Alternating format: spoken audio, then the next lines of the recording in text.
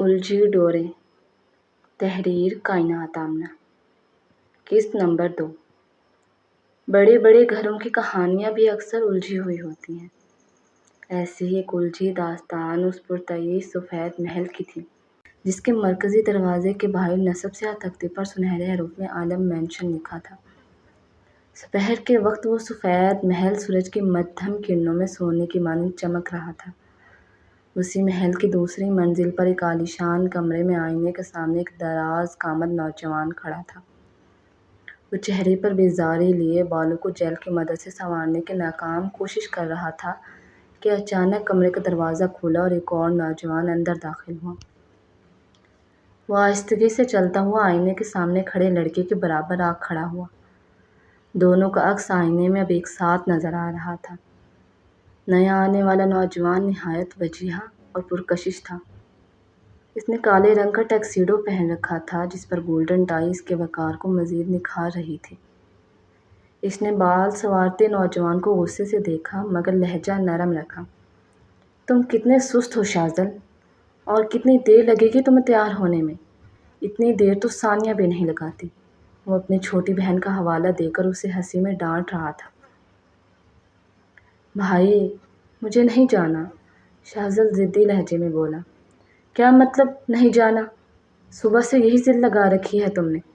بس 1 مہینے کی بات ہے، امتحانات کے بعد فوراً واپس آ جانا، وجیہہ نوجوان نے نرمی سے سمجھایا مگر انداز قدرے سخت تھا۔ لیکن مجھے آپ کی بہت یاد آئے گی، شاذل نے بچوں جیسا معصوم سا منہ بنایا۔ مجھے بھی تمہاری یاد آئے گی مگر تمہاری پڑھائی بھی ضروری ہے نا، وہ اسے نرمی سے قائل کر رہا تھا۔ شاویز بھائی، شاذل نے اپنے بڑے بھائی کا نام پکارا۔ بس، اب کوئی بہانہ نہیں، یہ لو میں نے تمہاری ٹائی بھی باندھ دی ہے۔ دیکھو میرا بھائی کتنا پیارا لگ رہا ہے۔ شاویز نے اس کی ٹائی کی گرہ درست کرتے ہوئے صدق دل سے تعریف کی۔ شاذل آئینے میں دیکھنے کے بجائے اسی کو دیکھتا رہا۔ میری آنکھوں میں نہیں، شیشے میں دیکھو۔ شاویز نے مسکرا کر اس کا رخ آئینے کی جانب موڑنے کی کوشش کی۔ مجھے وہاں دیکھنے کی ضرورت نہیں ہے، شاذل ہولے سے مسکرا کر بولا۔ کیوں؟ شاویز نے حیرانی سے پوچھا۔ کیونکہ میرا بھائی کبھی جھوٹ نہیں بولتا، شاذل نے فخر سے کہا۔ اچھا، اب زیادہ مکھن لگانے کی ضرورت نہیں، لندن تو تمہیں پھر بھی جانا ہی پڑے گا۔ جلدی سے نیچے آ جاؤ، میں گاڑی میں تمہارا انتظار کر رہا ہوں۔ شاویز اس کی باتوں میں نہ آتے ہوئے مسکراہٹ دبائے روبدار انداز میں بولا اور نیچے چلا گیا۔ مجبوراً شاذل کو بھی اس کے پیچھے جانا پڑا۔ کالے رنگ کی BMW اسلام آباد کی کشادہ اور ہموار سڑکوں پر تیزی سے رواں دواں تھی۔ شاذل اور شاویز گاڑی کی پچھلے نشستوں پر خاموش بیٹھے تھے۔ شاذل بجھے چہرے کے ساتھ باہر گزرتے مناظر کو خالی نگاہوں سے تک رہا تھا۔ شاویز نے نرمی سے اس کا ہاتھ دبایا اور محبت بھرے لہجے میں بولا۔ اتنے اداس مت ہو، بس 1 مہینے کی ہی تو بات ہے۔ شاذل نے اس کی طرف رخ کرتے ہوئے کہا۔ میں صرف آپ کی خاطر جا رہا ہوں، شاویز نے نرمی سے مسکرا کر جواب دیا۔ مجھے معلوم ہے، لیکن تم بھی تو جانتی ہو کہ یہ بہت ضروری ہے۔ میں آپ کو بہت یاد کروں گا۔ آپ نہیں جانتے میں نے پچھلے 4 سال آپ کے بغیر کیسے گزارے ہیں۔ شاذل کا لہجہ دکھ سے بوجھل ہو گیا تھا۔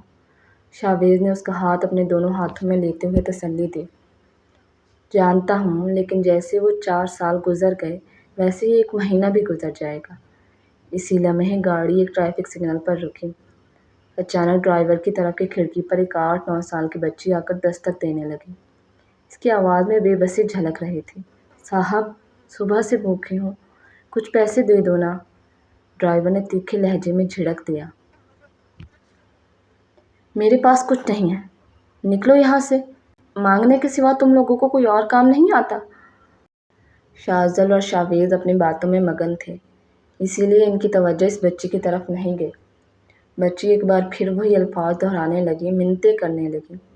جیسے ہی سگنل کھلا ڈرائیور نے جھنجھلا کر شیشہ اوپر کیا اور گاڑی آگے بڑھا دی، لیکن بچی کا ہاتھ شیشے میں پھنس گیا۔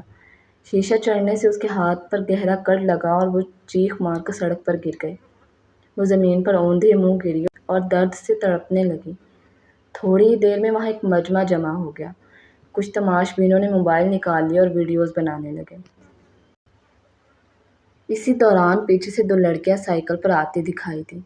مجمع کو دیکھ کر وہ رکی اور جھانک کر منظر دیکھا تو ایک لڑکی کے دل میں چبھن سی محسوس ہوئی۔ وہ فوراً سائیکل چھوڑ کر بچی کی طرف دوڑی۔ اس کا ہاتھ پکڑ کر دیکھتے ہی چیخ پڑی، اف اللہ، کتنا خون بہہ رہا ہے! دوسری لڑکی بھی جلدی سے قریب آئی اور فکر مندی سے بولی، یہ تو بہت گہرا کٹ ہے، فوراً پٹی کرنی پڑے گی ورنہ خون رکتا نظر نہیں آتا۔ پہلی لڑکی نے نرمی سے بچی سے پوچھا، یہ تمہارے ساتھ کس نے کیا ہے؟ بچی نے خاموشی سے اس کالی BMW کی طرف اشارہ کیا جو اب دور جا چکی تھی۔ کس قدر بے حس لوگ ہیں، دوسری لڑکی نے افسوس سے کہا۔ ایک بار پلٹ کر بھی نہیں دیکھا کہ کہیں بچی کو کوئی بڑی چوٹ تو نہیں آئی۔ پہلی لڑکی کے چہرے پر غصہ ابھر آیا۔ وہ سخت لہجے میں بولی، انہیں تو سبق سکھانا ہی پڑے گا۔ تم کیا کرنے کا سوچ رہی ہو ماہرہ؟ دوسری لڑکی خوفزدہ ہو کر استفسار کیا، پھر خود ہی جواب دیتی بولی، خدا کے لیے کوئی جذباتی قدم مت اٹھانا، ہمیں پہلے اس بچی کو ہسپتال لے جانا چاہیے۔ سائیکل میں فرسٹ ایڈ باکس ہے؟ ماہرہ نے اجلت سے پوچھا۔ ہے تو، لیکن زخم گہرا ہے، ہسپتال لے جانا بہتر ہوگا، دوسری لڑکی نے سنجیدگی سے جواب دیا۔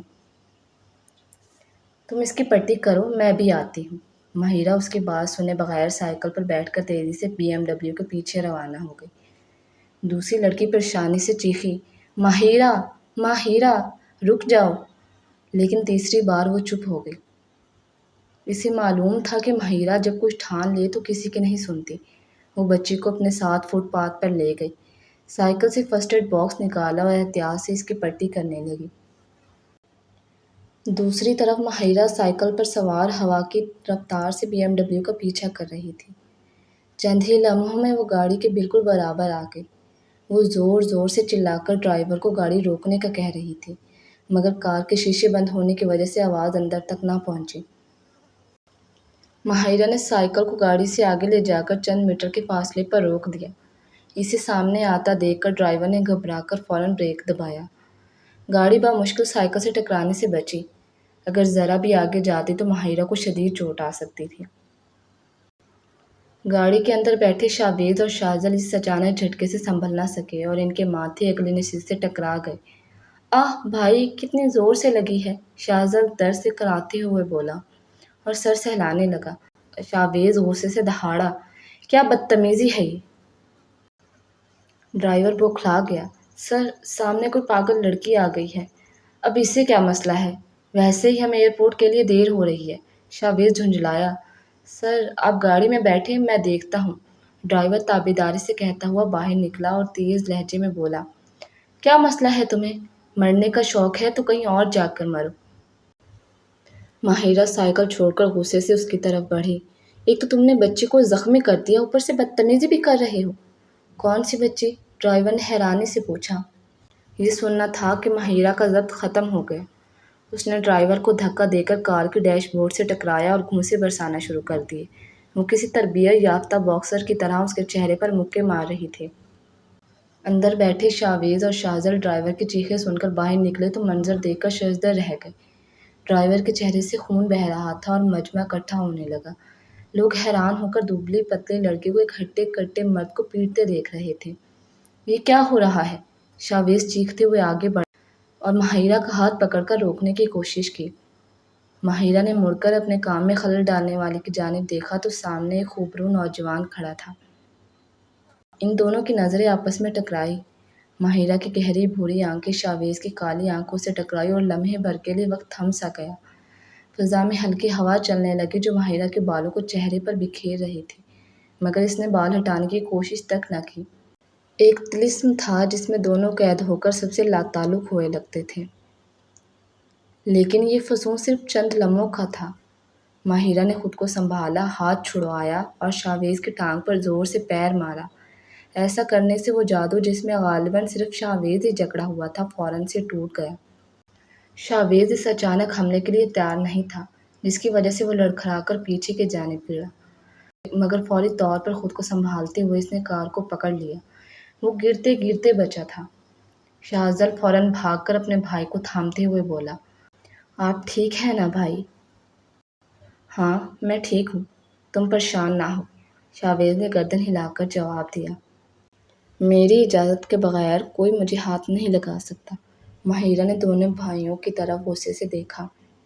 شاویز بھی طیش میں آ گیا اور اس پر چپٹنے ہی والا تھا کہ پیچھے سے ایک آواز آئی، ماہرہ بس کرو یار۔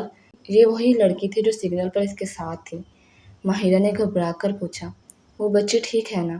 نوشی، ہاں بالکل ٹھیک ہے، میرے ساتھ ہے۔ دوسری لڑکی جس کا نام غالباً نوشی تھا نے اطمینان دلایا۔ کہاں ہے؟ ماہرہ نے پریشانی سے پوچھا۔ نوشی نے اشارہ کیا۔ وہ بچی اپنے ماں باپ کا ہاتھ تھامے کھڑی تھی۔ ماہرہ تیزی سے اس کے پاس گئی، اس کا زخمی ہاتھ دیکھا جس پر پٹی بندھی ہوئی تھی۔ ابھی بھی خون کے دھبے نمایاں تھے۔ ڈرائیور نے تعجب سے پوچھا، تم نے مجھے صرف اس فقیر کی معمولی چوٹ کے لیے اتنا مارا؟ ابھی بتاتی ہوں تمہیں معمولی چوٹ کیا ہوتی ہے۔ ماہرہ پھر سے آگے بڑھی مگر نوشی نے اسے روک لیا۔ بس کرو، سب لوگ دیکھ رہے ہیں۔ ہاں سب کو دیکھنے دو تاکہ پتہ چلے ان بڑی گاڑیوں میں بیٹھنے والوں کا ظرف کتنا چھوٹا ہوتا ہے۔ ماہرہ غصے سے پھنکاری۔ شاویز نے ڈرائیور کی طرف دیکھا۔ وہ شرمندگی سے نظریں جھکا گیا۔ شاویز نے گھڑی دیکھی، وقت کم تھا۔ اس نے بیزاری سے والیٹ نکالا، 5,000 کے نوٹ نکال کر بچی کے باپ کے ہاتھ میں تھماتے ہوئے کہا، یہ رکھو، اپنی بیٹی کا علاج کرواؤ اور ہمیں جانے دو، دیر ہو رہی ہے۔ وہ مڑ ہی رہا تھا کہ ماہرہ کی آواز نے اسے روک لیا۔ کیا یہ پیسے کافی ہیں تمہاری غلطی کا کفارہ ادا کرنے کے لیے؟ شاویز مڑ کر تعصب سے بولا، ارے ہاں، تمہیں پیسے دینا تو بھول ہی گیا تھا۔ ماہرہ نے غصے سے آنکھیں نکال کر کہا، رک جاؤ، دنیا کی ہر چیز خریدی نہیں جا سکتی، کسی کا ضمیر تو بالکل بھی نہیں۔ تمہیں لگتا ہے پیسے دے کر تم نے اپنے گناہ کا قرض چکا دیا ہے؟ نہیں، ابھی تو اس کی ایک بوند خون کا حساب بھی نہیں دیا تم نے۔ اسی لمحے پولیس کے گاڑی کی سائرن کی آواز نزدیک آتی محسوس ہوئی۔ ماہرہ فوراً بچی کے والدین کی طرف مڑی، آپ لوگ پولیس کو سب بتائیں اور ان کے خلاف شکایت درج کروائیں۔ نہیں بی بی، ہمیں ان چکروں میں نہیں پڑنا۔ وہ ڈر گئے اور بچی کا ہاتھ پکڑ کر وہاں سے بھاگنے لگے۔ ماہرہ نے انہیں روکنے کی کوشش کی مگر وہ نہ رکے۔ شاویز نے دھمکی آمیز لہجے میں ان سے کہا، تم لوگ بھی اب یہاں سے نکل جاؤ، ورنہ کیا کر لو گے تم؟ ماہرہ نے چیخ کر پوچھا۔ شاویز نے ضبط سے آنکھیں بند کی، پھر نوشی سے مخاطب ہوا، تم مجھے سمجھدار لگتی ہو، اپنے دوست کو لے جاؤ ورنہ میں پولیس کو کہہ دوں گا کہ تم دونوں نے مجھ پر حملہ کیا اور جب میرے ڈرائیور نے مجھے بچانے کی کوشش کی تو تم دونوں نے اسے زخمی کر دیا۔ ماہرہ طنزیہ انداز میں بولی، تم جیسے لوگوں سے اور امید ہی کیا کی جا سکتی ہے؟ نوشی نے ماہرہ سے کہا، ماہرہ چلو یہاں سے، میں ڈرتی نہیں ہوں ان جیسے لوگوں سے۔ ماہرہ غصے سے غرائی، ڈرتی تو میں بھی نہیں ہوں لیکن اگر اس نے پولیس سے ہماری شکایت کر دی تو ساری رات تھانے میں گزارنی پڑے گی۔ نوشی نے گھبراتے ہوئے اسے صورتحال کی سنگینی کا احساس دلوایا۔ مجھے اس سے فرق نہیں پڑتا، میں نے کچھ غلط نہیں کیا۔ ماہرہ ضد پر اڑ گئی۔ نوشی نے نرمی چھوڑ کر سختی سے کہا، تمہیں فرق نہیں پڑتا پر مجھے پڑتا ہے۔ اگر سر کو پتہ چل گیا تو ہمیں سخت سزا ملے گی۔ میرے بارے میں سوچو، چلو۔ آخر میں وہ ہاتھ جوڑ کر بولی، چلو یہاں سے پلیز۔ سائرن کی آواز اب قریب آ چکی تھی۔ ماہرہ اب بھی شاویز کو غصے سے گھور رہی تھی مگر نوشی سے کھینچ کر سائیکل تک لے گئی۔ وہ دونوں سوار ہو کر وہاں سے چلے گئے مگر جب تک ماہرہ نے وہ جگہ چھوڑ نہیں دی وہ شاویز کو غصے سے گھورتی رہی تھی۔ شاویز اور شاہزل بھی گاڑی میں بیٹھ کر ایئرپورٹ کی طرف روانہ ہو گئے۔ راستے میں شاہزل نے مدھم لہجے میں کہا، بھائی ویسے وہ لڑکی کتنی بہادر تھی؟ شاویز نے تلخی سے جواب دیا، بہادر نہیں بدتمیز اور خطرناک تھی۔ شاہزل مسکرا کر بولا، خطرناک تو تھی مگر میں اس سے بہت متاثر ہوا ہوں، آج کل ایسی لڑکیاں کم دیکھنے کو ملتی ہیں۔ شاویز نے طیش میں آ کر گھڑی دیکھی، فلائٹ رکوانا کوئی مذاق نہیں تھا، اگر وہ لڑکی آڑے نہ آتی تو تمہاری فلائٹ نکل چکی ہوتی۔ کاش، شاہزل نے حسرت سے کہا۔ شاویز نے غصے سے اسے گھورا، اچھا جا رہا ہوں، شاہزل منہ بنا کر بولا۔ وہ کار سے اترنے ہی والا تھا کہ شاویز بول اٹھا، اپنا خیال رکھنا، امتحانات اچھے سے دینا، اور تم جانتے ہو نا میں تم سے کتنی محبت کرتا ہوں۔ جانتا ہوں بھائی، شاہزل نے مسکرا کر جواب دیا۔ وہ دونوں گلے ملے اور شاہزل ایئرپورٹ کی طرف روانہ ہو گیا۔ شاہویز کچھ دیر خاموش کھڑا خالی نظروں سے دروازے کو دیکھتا رہا، پھر آہستگی سے بولا، چلو۔ گاڑی دفتر پہنچی تو اترتے ہوئے شاہویز نے ڈرائیور سے کہا، اپنا علاج کرواؤ اور کل تمہیں خاص کام کرنا ہے۔ یہ کہہ کر وہ بڑی سی عمارت میں داخل ہو گیا۔ اسی لمحے شہر کے ایک اور حصے میں ماہرہ اور نوشی ایک بڑی سی عمارت کے سامنے کھڑی الجھ رہی تھی۔ اگر تم مجھے آج نہ روکتی تو میں اس مغرور لڑکے کو اچھی طرح سبق سکھا دیتی۔ ماہرہ غصے سے لال پیلی ہو رہی تھی، اس کے چہرے سے ابھی تک تیش ٹپک رہا تھا۔ اور پھر ہم دونوں ابھی تھانے میں ہوتے، نوشی نے طنزیہ انداز میں جواب دیا۔ ماہرہ، تمہیں اندازہ بھی ہے تمہاری اس ایک حرکت سے کیا کچھ بگڑ سکتا تھا؟ اگر ہمارے خلاف FIR ہو جاتی تو ہمارا پورا مستقبل خطرے میں پڑ جاتا۔ نوشی نے سنجیدگی سے اسے سمجھایا، ہم جو بننا چاہتے ہیں، جو خواب دیکھے ہیں، وہ سب برباد ہو جاتا، ہماری سالوں کی محنت مٹی ہو جاتی۔ اس کے لہجے میں درد اور فکر صاف محسوس ہو رہا تھا۔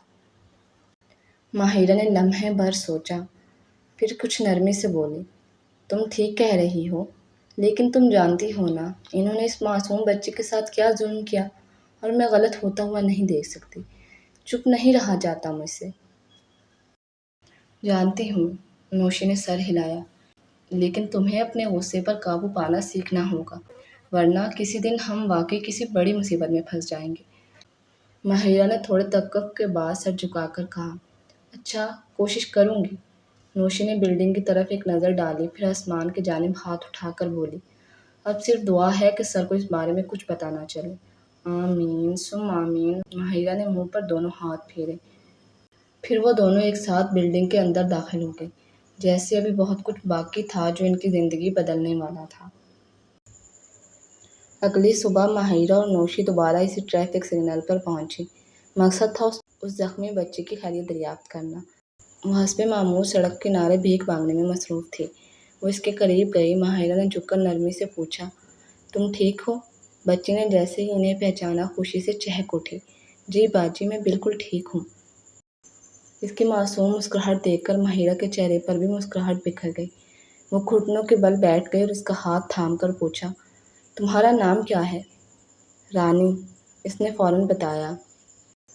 واہ، کتنا پیارا نام ہے تمہارا۔ ماہرہ نے اس کے گال پر ہلکی سی چٹکی لی۔ رانی شرما گئی۔ باتوں کا سلسلہ جاری تھا کہ اچانک انہیں کسی کے موجود ہونے کا احساس ہوا۔ انہوں نے گردن موڑی تو سامنے وہیکل والا ڈرائیور کھڑا تھا، جس کے چہرے پر پٹی بندھی ہوئی تھی اور مار کے نشان ابھی تک باقی تھے۔ ماہرہ نے حیرت سے دیکھا، تم؟ ڈرائیور نے دکھ بھری آواز میں شکایت کی، آپ کی وجہ سے میری نوکری چلی گئی۔ ماہرہ نے فوراً تصحیح کی، میری وجہ سے نہیں، تمہاری اپنی بدتمیزی اور لاپرواہی کی وجہ سے گئی ہے۔ وہ بے بسی سے بولا، ہاں، لیکن میں اب اپنے بیوی بچوں کا پیٹ کیسے پالوں گا؟ بچوں کی فیس، بجلی اور گیس کے بل، آپ کو پتہ ہے گھر کے کتنے اخراجات ہوتے ہیں۔ نوشی جھنجھلا گئی، تو اب ہم سے کیا چاہتے ہو؟ ڈرائیور نے التجا کی، اگر آپ میرے باس سے ایک بار بات کر لیں تو شاید وہ مجھے نوکری پر واپس رکھ لیں۔ نوشی طنزیہ ہنسی، کیوں؟ وہ ہمارے خالو کا بیٹا ہے جو ہماری سفارش پر تمہیں نوکری دے دے گا۔ ماہرہ نے نرم لہجے میں نوشی کا بازو تھام کر کہا، ارے نوشی، غریب آدمی ہے، اگر ہمارے جانے سے اس کا بھلا ہو جائے تو ہمیں ضرور مدد کرنی چاہیے۔ لیکن نوشی نے کچھ کہنے کی کوشش کی مگر ماہرہ نے اسے بیچ میں ٹوک دیا، لیکن کچھ نہیں، میں اس کے ساتھ جا رہی ہوں۔ تو پھر میں بھی چلتی ہوں، نوشی نے جلدی سے کہا۔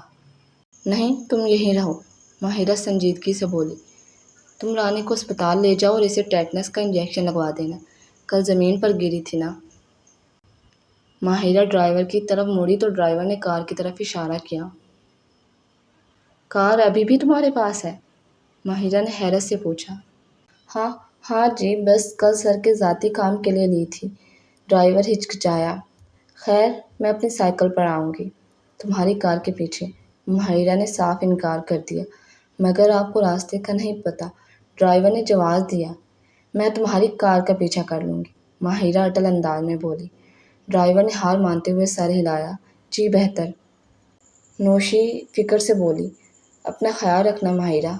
ماہرہ نے اعتماد سے مسکرا کر کہا، فکر نہ کرو، ماہرہ ہر چیز ہینڈل کر سکتی ہے۔ اور وہ اپنی سائیکل پر سوار ہو کر کار کا پیچھا کرنے لگی۔ تقریباً 1 گھنٹے بعد وہ دونوں ایک بڑی پرشکوہ عمارت کے سامنے موجود تھے۔